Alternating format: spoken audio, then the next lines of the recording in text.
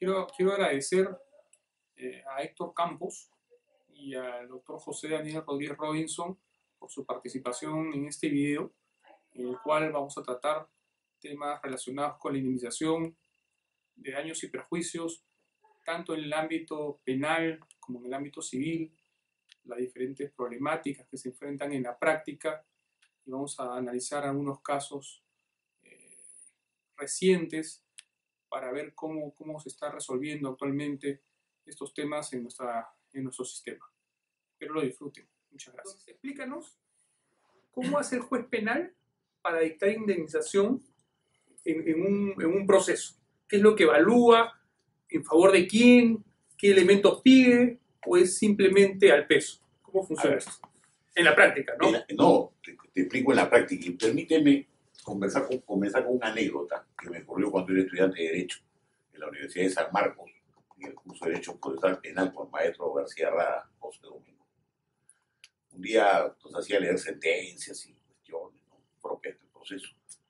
Y le pregunto por qué en un homicidio habían condenado a una persona a 25 años, con el código antiguo, y la reparación civil era 500 soles antiguos. ¿Al valor de hoy? No, olvídate, no. Al valor de entonces o al valor de hoy, una insignificancia para lo que representa la vida humana. Eso significó, bueno, que discutiera yo con él porque un juez valoraba tan poco. Y en concreto, la respuesta que me dio el doctor García Rade antes de botarme de clase, me dijo: ¿sabe qué? Los que quieran plata, al juez civil. Entonces ahí me di cuenta del gran divorcio que existe, ¿no?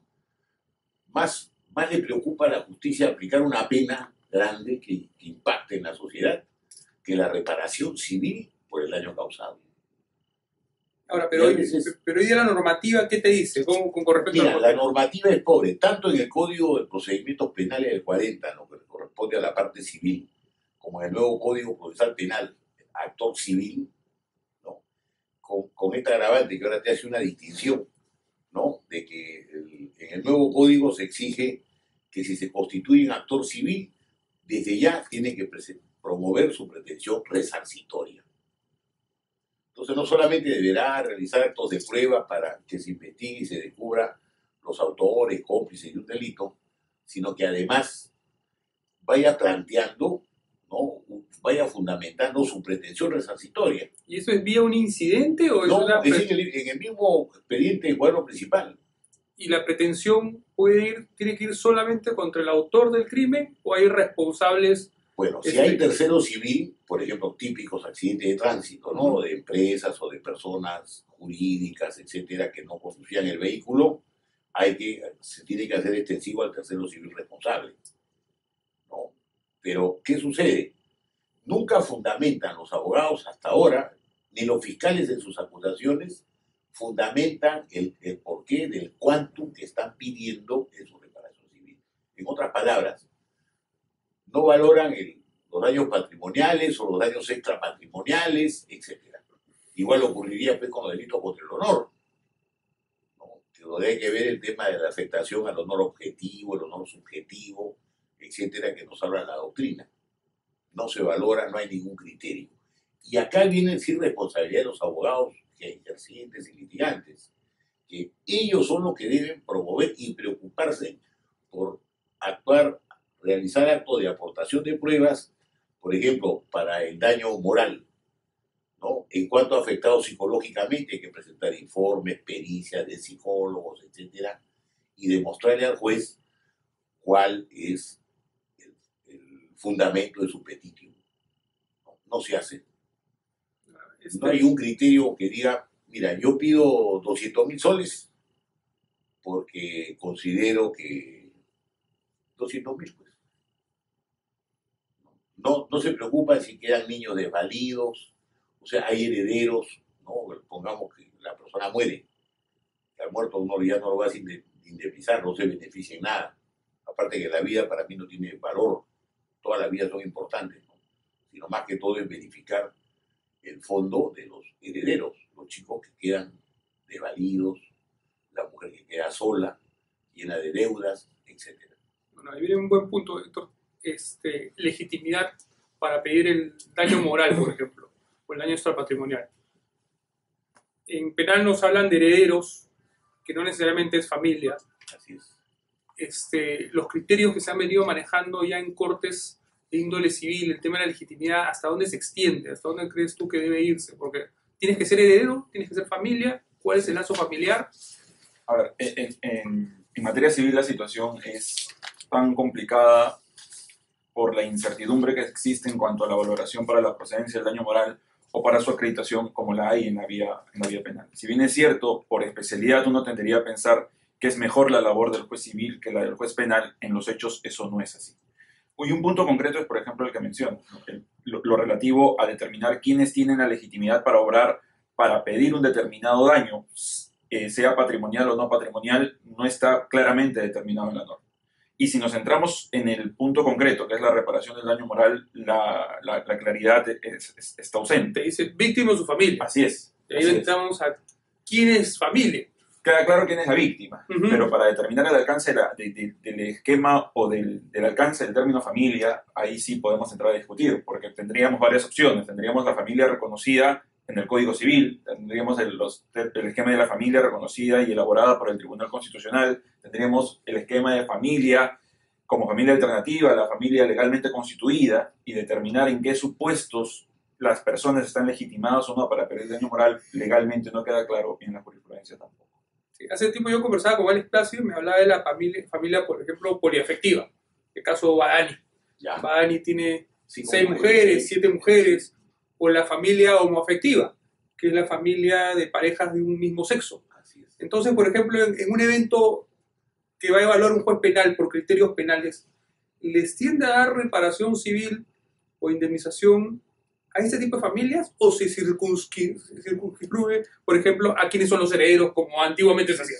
Y se sigue haciendo así. En materia penal, todos los jueces se circunscriben y se pagará una reparación civil a favor de los herederos legales de la víctima. Que puede haber habido declaratoria de herederos forzosos. Claro. Antes del proceso o que se tenga que hacer después del proceso para poder cobrar. ¿No? En vía ejecución de sentencia. O sea, siempre se va a requerir una resolución que declare herederos. Hoy día es que ese es un tema que no se ha trabajado demasiado. Más que todo, hoy día que se busca que los jueces sean tan tecnificados, ¿no? Hay Academia de la Magistratura, Consejo de la Magistratura, etcétera. Pero este tema, que si esto se llevara pues a un conversatorio, sería muy interesante, pero a un nivel ya de fiscales y jueces, primero penales y también civiles, ¿no? Esto serviría para mejorar un poco, ¿no?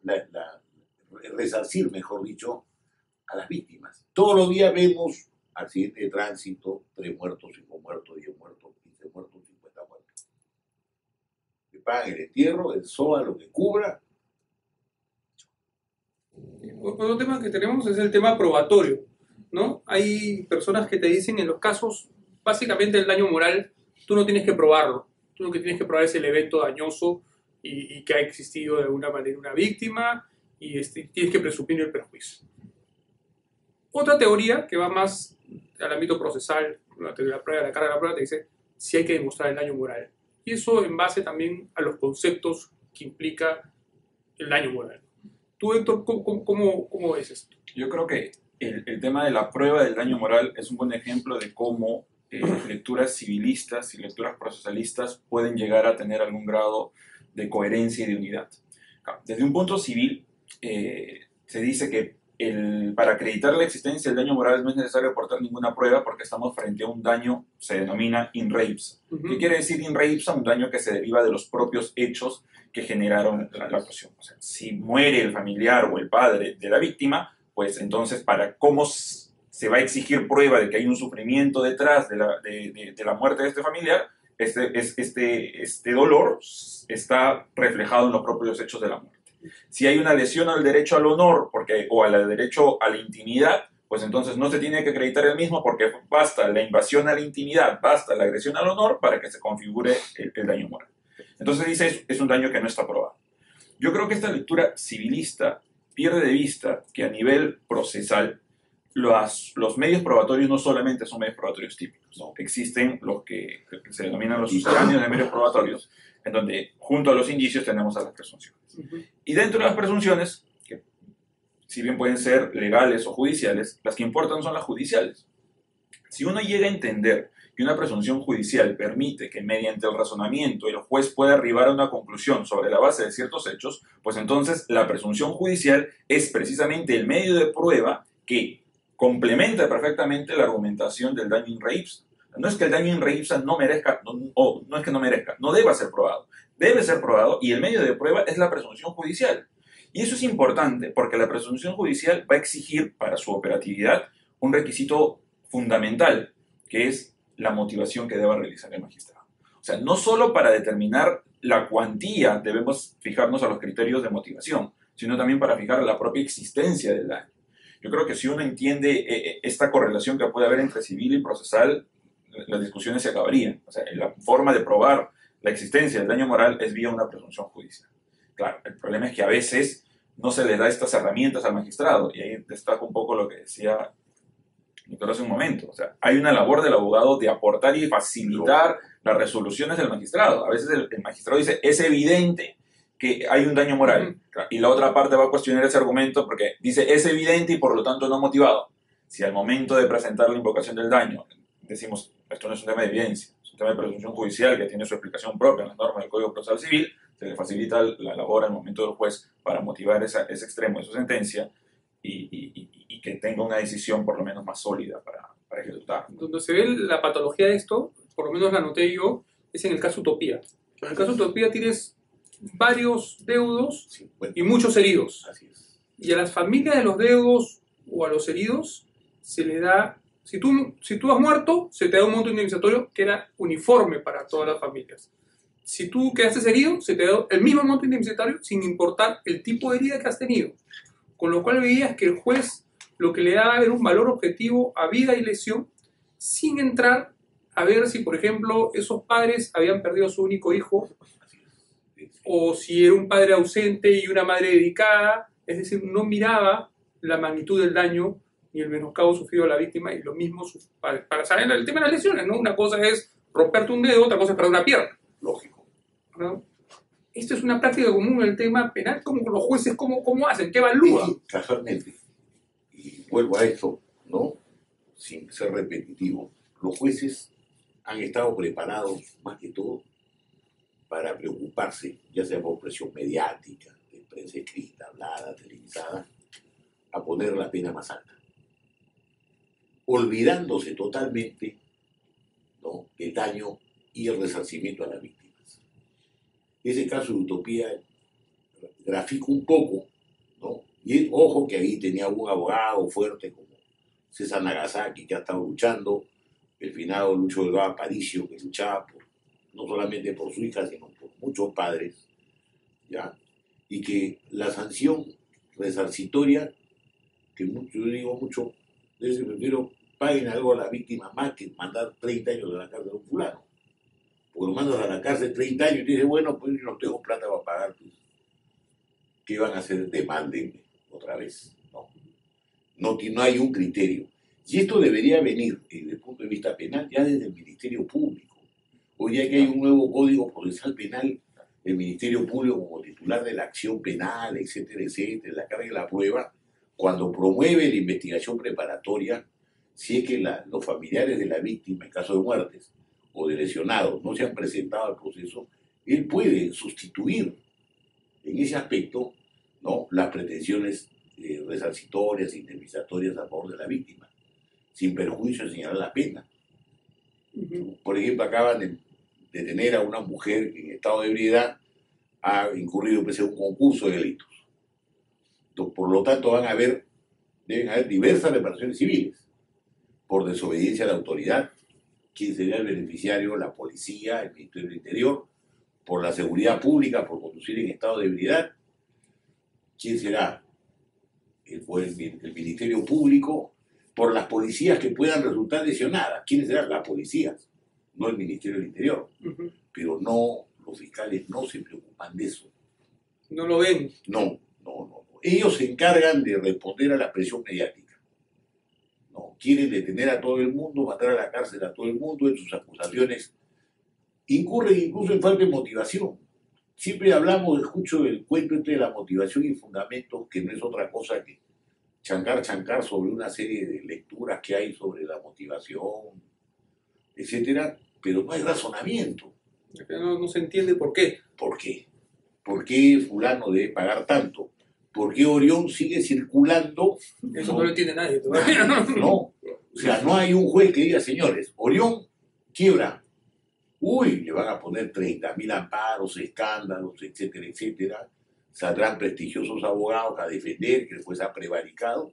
Pero mientras tanto, es como que un delincuente que mata, le recuperan el arma y se la dan a otro para que siga matando, ¿no? Ese es el gran problema.